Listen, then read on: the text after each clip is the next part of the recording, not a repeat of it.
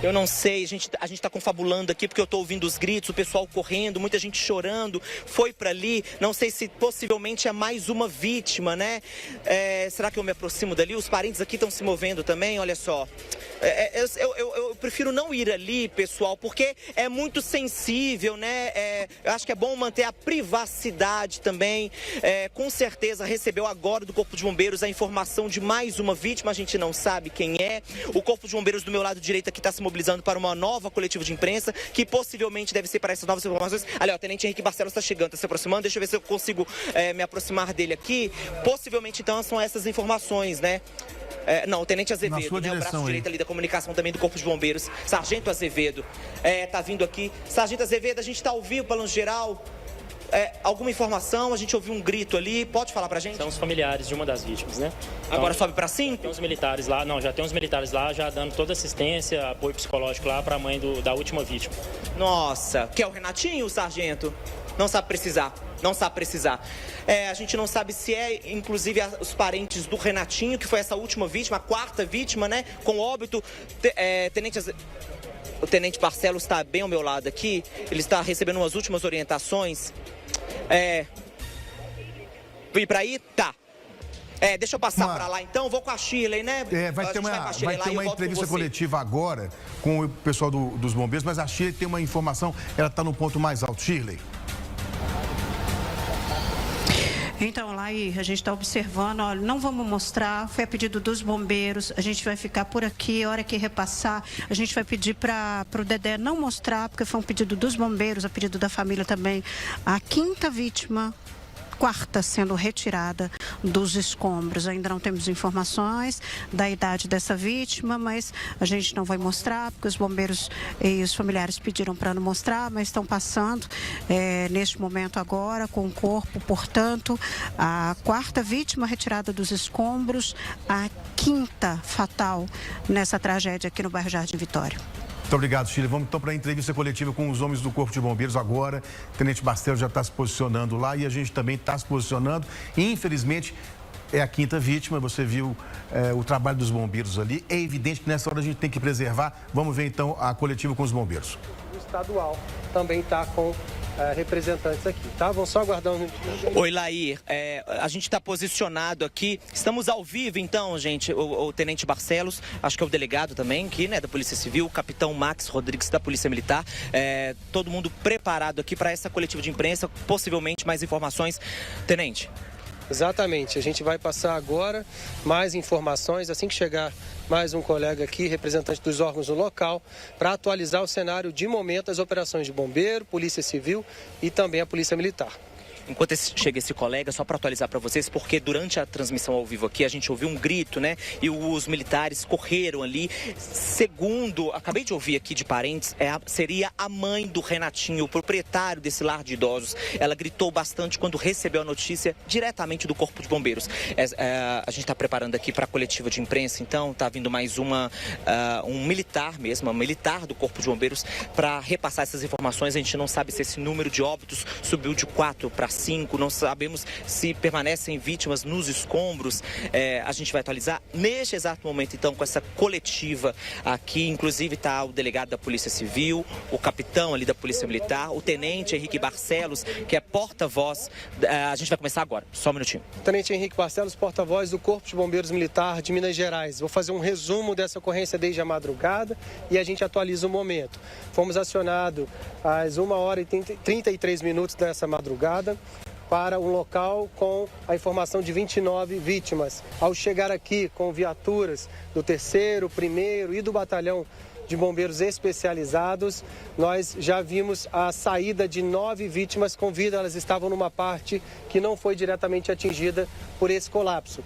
Desde esse momento, então, aumentamos aqui os esforços e recursos na cena, retiramos até o momento, desde a madrugada, 8 vítimas com vida, sinais vitais preservados, entre elas criança e idosos e, infelizmente, constatados aqui 4 vítimas já em óbito, isso pela presença dos médicos aqui, que também estão apoiando no cenário. Nós, neste momento, estamos criando maiores acessos. É possível que, em qualquer momento, a gente escute um barulho maior e não há motivo para pânico nisso, justamente porque essa é uma ação já planejada para a retirada de uma das paredes ali, que não foi totalmente colapsada, para que a gente abra espaço e consiga chegar até as demais vítimas ainda não localizadas. Buscamos por 8 vítimas aqui não localizadas. Já temos, pelo nosso serviço de inteligência, o pavimento, a planta desse pavimento onde estava o lar de idosos. Buscamos por 8 idosos, sabemos que eles estão em 4 suítes e agora é um trabalho de inteligência e estratégia contínua, passando as informações para as equipes em campo, para os condutores dos cães em busca, para que a gente chegue até materiais próximos a essas vítimas e, felizmente, os encontre para retirada aqui o quanto antes desse local de colapso de estruturas. Temos, neste momento, 103 bombeiros militares de Minas Gerais trabalhando aqui com recursos de tecnologia, apoio aos demais órgãos. E aí eu passo agora a fala ao doutor, delegado da Polícia Civil, que vai trazer informações que dizem respeito ao órgão. Muito obrigado. Tenente Henrique Barcelos acabou de falar ao vivo aqui, então, atualizou esses dados, né? E agora a gente vai para o delegado. Qual é o nome do senhor? Está se posicionando aqui, pessoal. Qual é o nome do senhor, delegado? Murilo Ribeiro, sou delegado regional aqui da região leste, né, e nós que assumiremos as investigações por parte da Polícia Civil a respeito aqui do ocorrido. Bom, assim que a Polícia Civil tomou conhecimento, né, dessa tragédia, nós locamos imediatamente para o local. Então nós temos tanto equipes de investigação criminal de polícia judiciária, como também as equipes periciais. O nosso trabalho prioriza nesse momento, né, o atendimento às famílias, minimizar o sofrimento das famílias com essa tragédia, né, e oferecer todo o suporte, todo o aparato da polícia investigativa nesse momento. O nosso inquérito policial já foi instaurado para apurar todas as circunstâncias, exaustivamente apurar todas as circunstâncias aqui do ocorrido.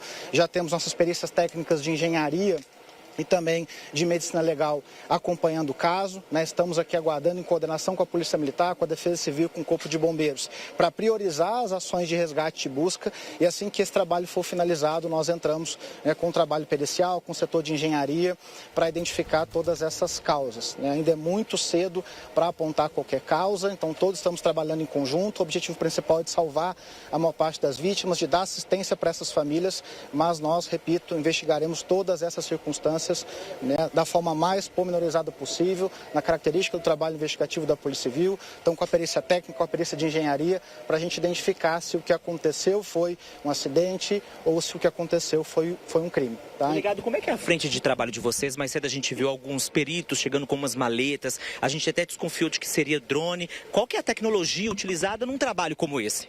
Perfeito, aqui a gente faz um trabalho em coordenação, em parceria com todas as forças. Em Minas Gerais a gente preza por isso, então a gente está aqui, as equipes da Polícia Civil junto com as equipes da Agência Central de Inteligência da Sejusp, também com equipamentos de tecnologia, né, em parceria com o Bombeiro e com a PM, para identificar sinais de dispositivos eletrônicos que possam ainda estar ligados nos escombros e auxiliar esse trabalho de resgate, além do trabalho investigativo agora, né, para apontar com todas as ferramentas disponíveis que nós temos na investigação, por que isso aconteceu.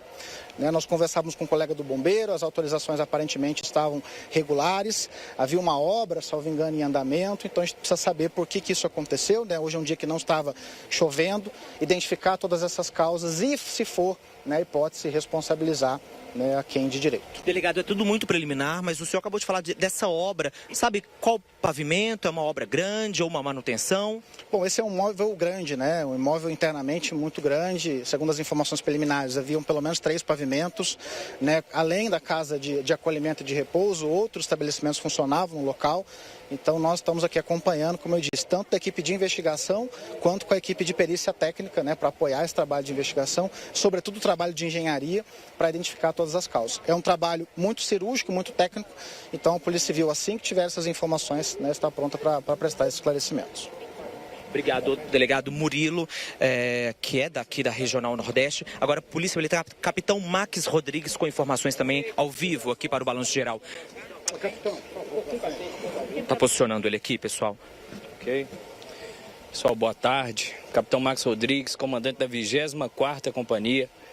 Nós somos responsáveis pelo policiamento dessa área, desse bairro, entre outros.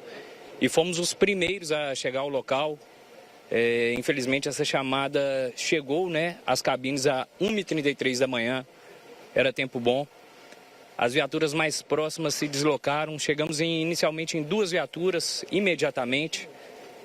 Realizamos os trabalhos de primeiras intervenções, conseguimos isolar, conter a população que muitas vezes quer ajudar, mas, né, pela falta de conhecimento pode até agravar.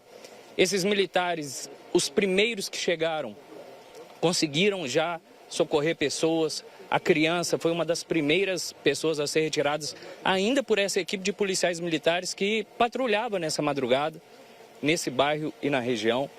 O bombeiro rapidamente chegou, já começou a coordenar todas as ações de resgate, de forma muito técnica, muito pormenorizada. E nós, da Polícia Militar, começamos a atuar na contenção de cenário, no isolamento, nas ações, de forma a garantir que essas 2 instituições parceiras, o Corpo de Bombeiros e a Polícia Civil, possa desempenhar de forma mais tranquila, mais garantida possível, todos os trabalhos tão técnicos, tão pormenorizados. Nós também atuamos aqui, por exemplo, na contenção de drones, de aeronaves remotamente pilotadas que estavam sobrevoando o território. Essas aeronaves, infelizmente, elas atrapalhavam o trabalho dos bombeiros. A gente entende a necessidade, né? Às vezes até a curiosidade das pessoas, mas essas aeronaves remotamente pilotadas, o barulho delas atrapalhava. Nós ainda temos, né? E se Deus quiser, vítimas ali, ainda temos vítimas responsivas. Então, isso atrapalhava, nós conseguimos conter também, conseguimos identificar. E os trabalhos permanecem, a Polícia Militar vai permanecer postada, garantindo que as instituições e que o Estado consiga dar a melhor resposta possível, seja na retirada de vítimas com vida, seja no esclarecimento de toda essa situação e no apoio à família, aos vizinhos e ao bairro. Capitão, como vocês foram os primeiros a chegar, essas vítimas que já saíram, foram retiradas por vizinhos, o que elas falaram? Ouviram um barulho? Dá para precisar? Eu ouvi, porque a gente pensa que a gente está confabulando, é tudo muito preliminar. A gente pensa talvez num estouro de botijão de gás, talvez. Elas falaram de onde veio isso? Prezado, infelizmente nós não temos nenhuma informação. Muitas coisas são faladas, né, mas sem nenhuma confirmação, sem nenhuma garantia. E a preocupação ali era tão intensa em retirar essas pessoas, a condicionar em um local totalmente livre, né? Nós não sabíamos se existia uma possibilidade de algum novo desmoronamento, algum novo acidente. Então elas foram retiradas, foram contidas. E os detalhes da causa realmente, infelizmente, nós não conseguimos precisar nada. Vai ser um trabalho exaustivo da Polícia Civil, do Corpo de Bombeiros. Perfeito. Obrigado pelas informações, capitão Max Rodrigues. Agora vai ver o Menezes, que é o subsecretário de Proteção e Defesa Civil aqui de Belo Horizonte. Não sei se tem atualizações, vamos ouvi-lo aqui então agora, portanto. Boa tarde a todos. A atualização que tem em relação ao briefing anterior é que estamos avaliando a possibilidade de ter que fazer a demolição da parede divisória com os imóveis interiores, aos fundos, né? Por uma questão de segurança para que o bombeiro possa dar continuidade ao seu trabalho. Como disse anteriormente, esse cenário ele vai ser avaliado constantemente, sempre que for necessário.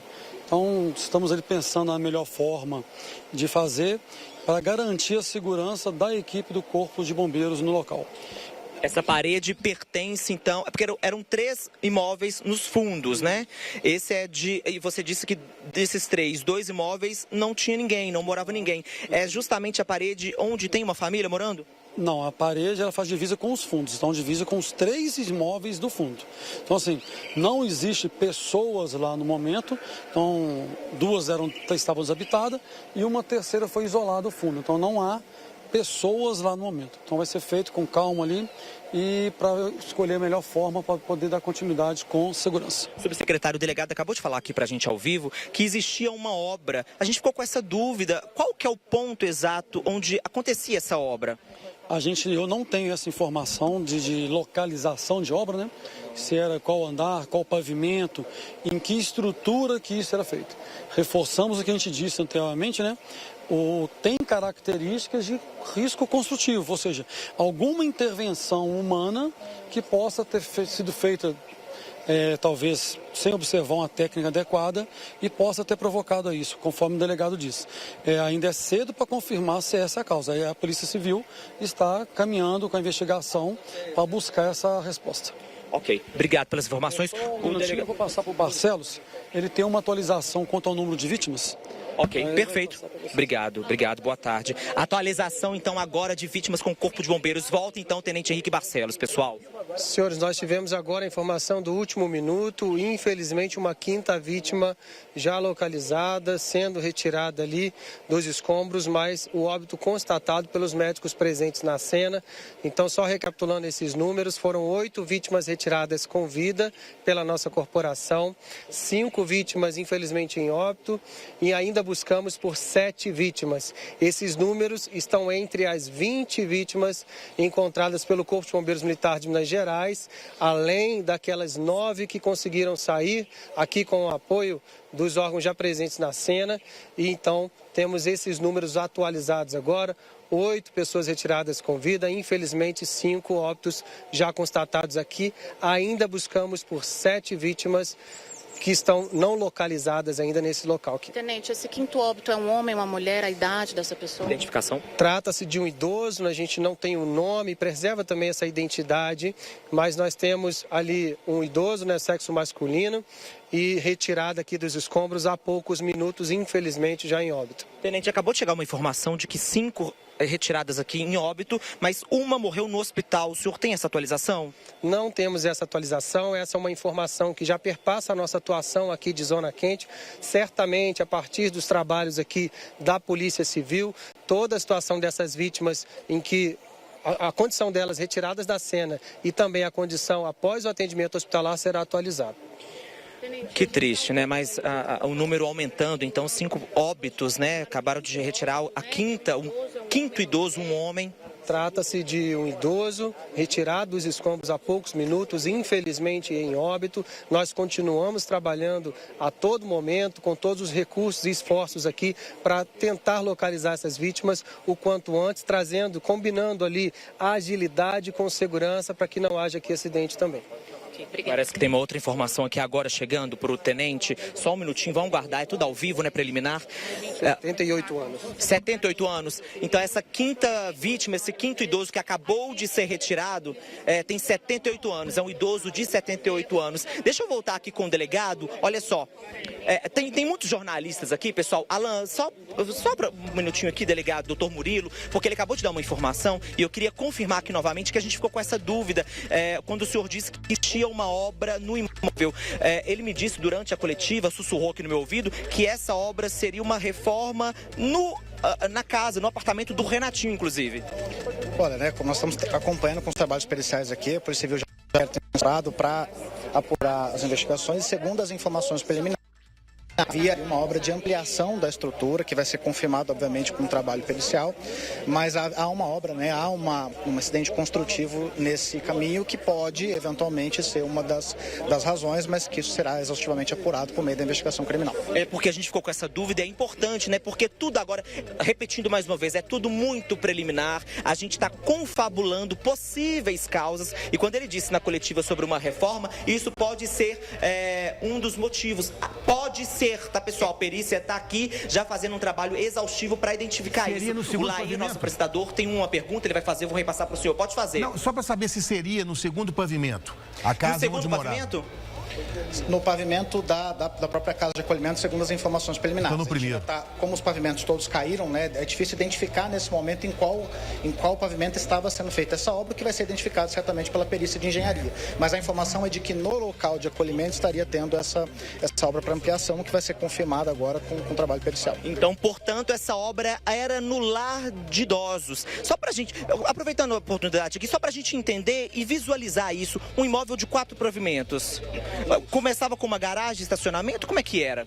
Tem uma garagem, tem um perímetro um pouco mais abaixo, é uma área muito extensa, né, e que abrange também vários empreendimentos, além da casa de acolhimento, né, e que nesse momento, como tudo está soterrado, desabado, é até difícil de compreender qual construção era de qual pavimento. Né? Perdão te interromper, nesse primeiro pavimento, então, que você disse que tem outros empreendimentos comerciais mesmo? Sim, tem ali informação de que no mesmo bloco tem uma academia, né, uma área de bronzeamento artificial, então tudo isso está sendo apurado. O nosso trabalho agora é acompanhar, né, e permitir que as famílias sejam acolhidas, e assim que o bombeiro encerrar a operação de salvamento, aí sim iniciar com a perícia especializada da Polícia Civil de Engenharia para identificar todas as circunstâncias desse caso. Mas o senhor estava dizendo, eu te interrompi, então no primeiro pavimento esses empreendimentos, no segundo pavimento o lar de idosos, no terceiro pavimento eu estou imaginando aqui, seria a casa do Renatinho, do proprietário. A gente ainda não tem essa informação ao certo, porque o nosso objetivo é, né, prestar o primeiro socorro, mas havia uma academia, havia aparentemente uma empresa de bronzeamento, além da casa de acolhimento. Então todas essas circunstâncias estão sendo apuradas aqui, e a existência dessa obra foi ventilada aqui para os próprios integrantes e moradores, e tudo isso vai ser apurado agora com o trabalho pericial. Obrigado pelas informações, delegado Murilo, ao vivo aqui com a gente. Acabou de confirmar, então, que essa obra, né, estava acontecendo no lar de idosos, que fica tudo muito preliminar, tá, gente? No segundo pavimento, pelo que a gente está tentando visualizar aqui, esse imóvel de 4 pavimentos, um imóvel muito grande. Essas são as informações lá, e eu queria tentar ir pro lado de lá para ver se a gente consegue falar com alguns parentes. Eu acho bom. E também, eu tô vendo aqui uma rede de solidariedade muito grande. Vou pedir pro Alan só recolher ali o equipamento. Ele vai pegar a câmera aqui no braço e a gente vai tentar ir pro lado de lá, que eu queria mostrar para vocês uma rede muito grande de solidariedade dos próprios vizinhos. A todo momento eles chegam com roupas, com roupas de cama também, alimentos. Eu vi passando aqui vários sacos de frutas, muitas águas, marmitas para almoço, justamente para o trabalho das forças de segurança que estão aqui, e também para parentes. Deixa eu ver se eu consigo visualizar aqui. Eu vi uma senhora, ela até me cutucou, falou... olha só, deixa eu mostrar para vocês. Do lado de cá a gente consegue perceber muitas viaturas do SAMU, um trator ali auxiliando nos trabalhos. Tem também umas tendas ali, ó, duas, uma branca e uma vermelha, montada pela Defesa Civil, montada pelo Corpo de Bombeiros para aquele atendimento imediato.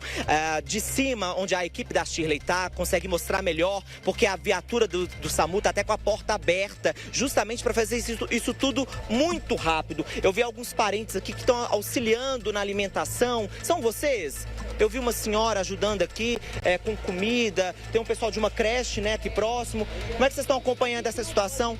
Tá bom, obrigado, não podem dar entrevista. Deixa eu passar pro lado de cá.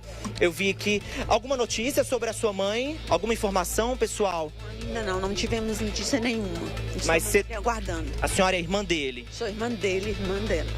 Nossa, então eu conheci pelo menos 4 irmãos da dona Argentina, de 88 anos. 88 anos. Como é que a senhora está acompanhando isso? Muito triste, né? Não tem palavras para dizer. É angustiante. E muita dor, muita dor. Porque a minha sobrinha conversa com ela. A gente conta, né, que o trabalho dos bombeiros encontre a mãezinha de vocês. Tomara que encontre a mãezinha nossa boa, e mais pessoas também que estiver aí dentro, também com saúde, porque é muito dolorido, dói bastante. Nós não sabemos mais o que fazer, né? Seu irmão disse que ela era muito bem cuidada, assim como os outros idosos. Faz um laço de amizade também. Você teve contato com outros parentes de outras vítimas que eram parceiras da sua mãezinha? Eu tinha sim, dormia com ela, tinha alguns parceiros lá. Espero que o quarto que ela dormia não tenha sido ofendido.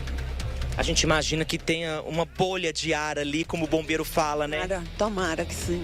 Estamos aguardando isso. Tô sentindo aqui a angústia Tô sentindo aqui a angústia de vocês. Com muita fé, é isso. Esperar, né? Esperança. Nossa, é muito angustiante. Obrigado. Esperança, muita esperança de ela estar bem. Esperança, isso mesmo, fé e esperança. Minha solidariedade, força, que a gente, é porque eu imagino que eles estão olhando aqui todo momento ali pro Corpo de Bombeiros e imagina, né, vai ter notícia da minha mãe. Veio uma aqui, a gente ficou pensando que era uma notícia, mas não foi. Nós estamos muito abatidos, né, infelizmente, né, a gente não tem como superar muitas coisas, né, outras coisas que vêm, a gente não tá para Tá preparado, né? E se a gente tivesse preparado, não tinha acontecido isso. É uma fatalidade, né? Seu irmão disse que, ok, é uma idosa, 88 anos, mas nunca espera algo desse tipo. Não, a gente nunca quer que Deus leve, a gente quer que fique na terra com a gente. A gente quer que fique aqui, então, se der trabalho, fica com a gente. Se não der, fica com a gente do mesmo jeito. Mas, infelizmente, não foi o que... Qual que é o nome da senhora? Domingas. Dona Domingas, filha de Dona Argentina, de 88 anos. Tomara que chegue uma notícia. Ela era forte, né? Ela é forte. Ela é forte. Ela é realmente forte, porque Deus vai segurar na mão dela e vai levantar ela. Isso, a gente conta com isso. Obrigado, tá? Eu vou... Oi? Estão me sinalizando ali? Oi? Comida na garagem. Comida na garagem? Eu vou voltar com você no estúdio, Laí. Eu vou mostrar essa rede de solidariedade. Maravilha. E aí eu volto com você logo. Eu entrego, ô Lu. Daqui a pouco eu volto, então eu vou lá para mostrar. Enquanto você se desloca, a gente está mostrando uma imagem que é impressionante aí, gente. E muito importante o trabalho que está sendo feito agora pelos homens do Corpo de Bombeiros. Está vendo ali? Tem outros operários ajudando também, tirando com balde a terra que está ali. O entulho que sobrou depois desse desmoronamento. 29 pessoas estavam no prédio, 9 saíram por conta própria, 8 foram resgatadas com vida pelos bombeiros. Infelizmente, 5 não resistiram, morreram e tem 7 sendo procuradas agora, nesse exato momento, pelos homens do Corpo de Bombeiros. São 7 pessoas, 7 idosos que estariam em 2 suítes e que estão sendo procurados pelos homens do Corpo de Bombeiros. O Gabriel Rodrigues está pertinho lá dessa região que você está vendo agora e tem as informações. Gabriel. Olha lá aí, a gente vai mostrar um pouco dessa outra imagem aqui, né, da parte de baixo, onde o Corpo de Bombeiros também está atuando. Eu sei que a imagem da Shirley, ela é de cima, ela pega bastante coisa, mas daqui a gente consegue ver um outro detalhe que chamou muita atenção da gente, que foi o atendimento de um militar. Eu não sei se vocês chegaram a contar isso já aí no ao vivo, mas durante o resgate desse último corpo que saiu, parte da estrutura acabou atingindo um dos militares, né? Não foi algo muito grave, não, tanto que ele não precisou do atendimento das ambulâncias, que são muitas que estão paradas aqui embaixo, mas ainda assim vários militares pararam para atender esse colega de farda também, prestando os primeiros socorros ali no local. Então a gente percebe que o trabalho é muito difícil, é um trabalho muito intenso realizado aí pelo Corpo de Bombeiros a fim de buscar essas 7 pessoas que ainda permanecem embaixo dos escombros. Acho que a gente falou bastante aí sobre os apitos, né? A gente ouviu agora há pouco mais som de apito, é sinal de que o Corpo de Bombeiros percebeu ou movimentações na estrutura ou ouviu a voz de alguém ali no interior dos escombros. Então eles apitam, faz um silêncio absurdo por aqui, não só dos próprios militares, mas dos vizinhos, dos familiares, de toda a imprensa que está aqui, para que o Corpo de Bombeiros possa ouvir com mais clareza de onde vem esse som aí, em busca de um resgate. E a gente sabe que o tempo agora vai ser fundamental. Cada minuto que passa fica mais difícil a atuação do Corpo de Bombeiros, mais difícil encontrar alguém ainda com vida, mas ninguém aqui desistiu, não. O tenente do Corpo de Bombeiros falou agora há pouco que não tem prazo para esse trabalho aí de resgate acabar e que eles vão permanecer aí nessa busca intensa para tentar resgatar essas 7 pessoas, porque existe a possibilidade de que bolsões de ar tenham se formado ali embaixo e essas pessoas possam estar aguardando para serem resgatadas. São mais de 100 militares do Corpo de Bombeiros trabalhando aqui com a ajuda de cães farejadores para tentar localizar o quanto antes essas pessoas que estão ali no interior. Agora, Laíri, público do Balanço Geral, a gente buscou informações nos nossos arquivos, a gente percebeu que já tinha feito uma matéria aqui nesse mesmo lar de idosos em abril de 2023. Isso porque parte da estrutura teria sido atingida por um incêndio.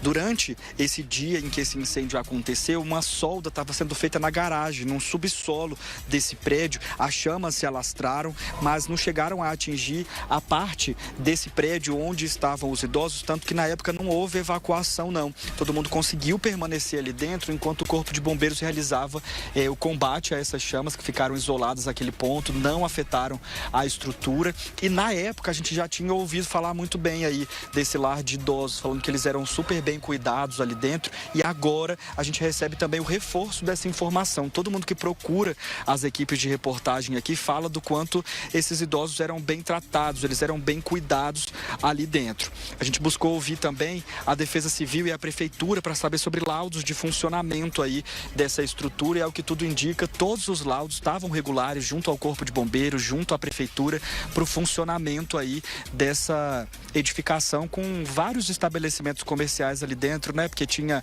parte da academia, tinha o lar de idosos, tinha a casa da família, esse espaço de bronzeamento, parece que estava tudo regular.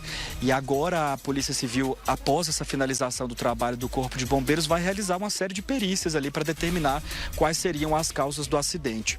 Eu não sei, Laíra e público do Balanço Geral, se vocês já comentaram aqui também com a Shirley e com o Azaf, mas relacionado ao risco geológico, né? Tem muita gente que passa pela gente e pergunta se houve aí alguma falha justamente nesse ponto de risco geológico, né? A gente entrou em contato com a Defesa Civil também, eles já confirmaram que não tem nenhuma relação com risco geológico, por mais que Belo Horizonte tenha ficado aí no vermelho em todas as regionais com esse alto risco geológico por conta das chuvas que atingiram o estado nesses últimos dias.